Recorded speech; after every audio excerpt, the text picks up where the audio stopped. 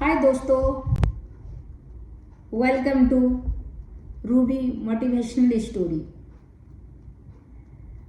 आज मैं दोस्तों आपको जाना माना चेहरा उनके बारे में, कुछ मोटिवेशन के बारे में, उनके बारे में बता रही हूँ। जीवन में असफलता का सामना करते करते कई बार हम अंदर से टूट जाते हैं। एक लड़की, एक लेडीज, एक महिला जो इन समाज से अभी तो बहुत अंतर आ गया है। पहले हमारा समाज बहुत रूढ़िवादी था। पहनना, लड़कियों को कैसे पहनना है, कैसे खाना खाना है, कैसे चलना है, कैसे बोलना है, और अगर कुछ अलग सा काम कर ले या अकेले बाहर निकल जाए या कपड़ा का अलग सा पहन ले, तुमको बाहर में क्या बोलेगा, समाज क्या बोलना है, सब दूसरे घर जाना है, काम नहीं करना है, लड़कों को बिल्कुल काम नहीं करने देना है, लड़की को घर का काम सीखो, दूसरे घर जाओगी, ससुराल जाओगी तो कैसे। ये सारे बंदिशों के बाद भी जो है कि लड़कियां कितना सफल हो रही है, इसका मैं आज एक एग्जाम्पल, एक उदाहरण देना चाहती हूँ कि लड़कियां कुछ भी कर सकती है, लड़के से ज्यादा सफल हो सकती है। कितनी भी असफलता सामना करते करते हम कई बार किसी कारण से टूट जाते हैं, समाज का, परिवार का, अपनों का, बंदिशों से। हम सोच लेते हैं कि अब चाहे कितना भी कोशिश कर लें, हम सफल नहीं हो सकते, नामुमकिन है। इसके बाद हम कोशिश करना छोड़ देते हैं। लेकिन सफलता पाने के लिए आपको लगातार प्रयास करना पड़ेगा। परिस्थिति बदलती रहती है। आज वही माँ बाप, अगर आप अच्छे करने लगेंगे तो वही माँ बाप, वही समाज, वही परिवार, वही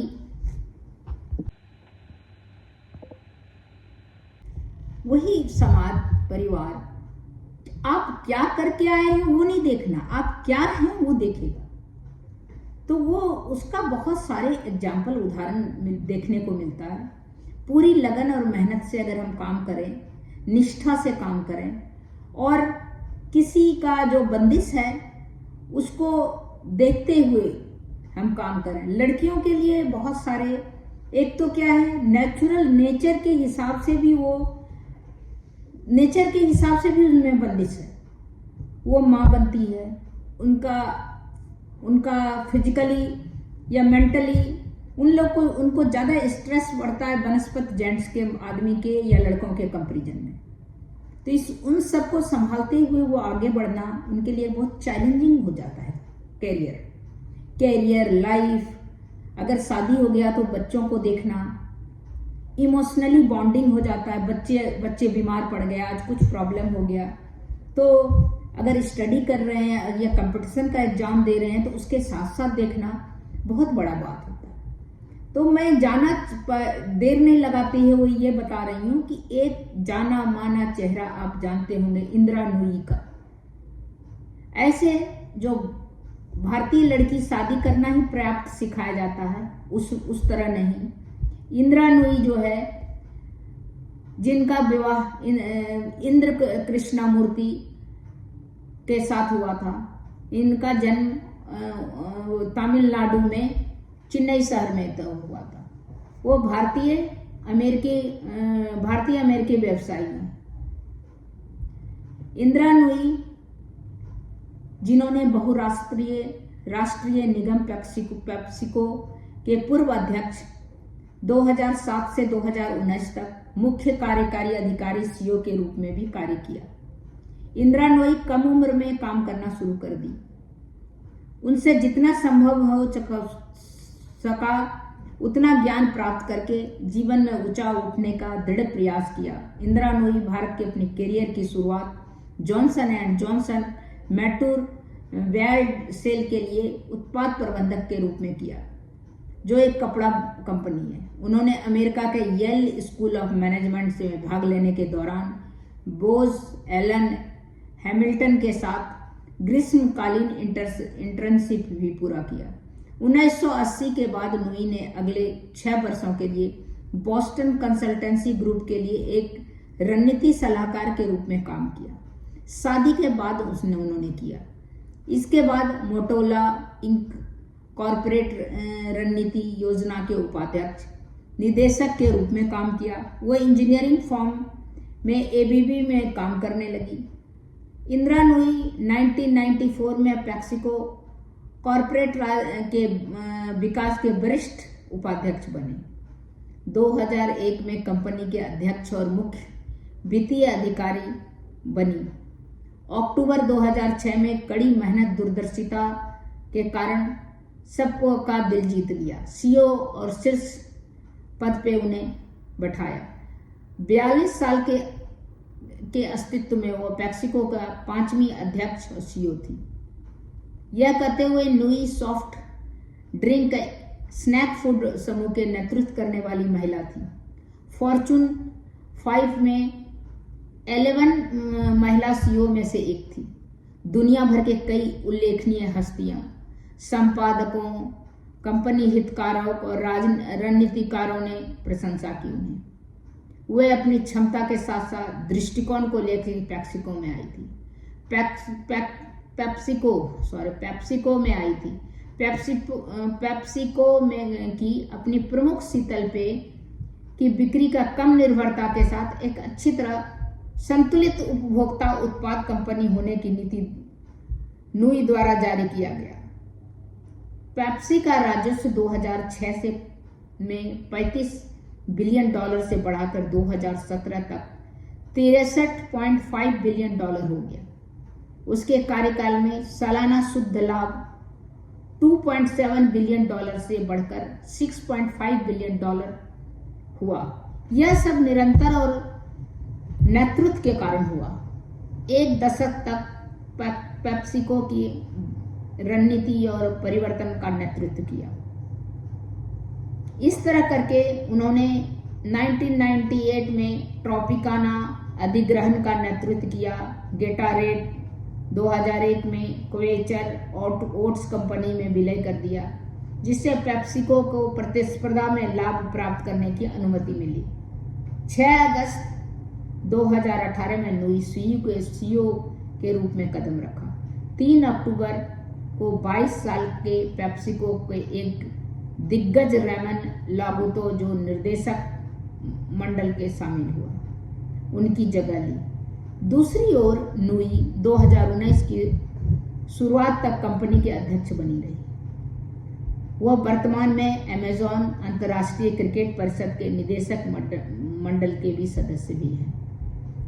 तो इस तरह करके इंदिरा नूई जो है भारत की है, लेकिन उपलब्धि आप देखिए कितनी है।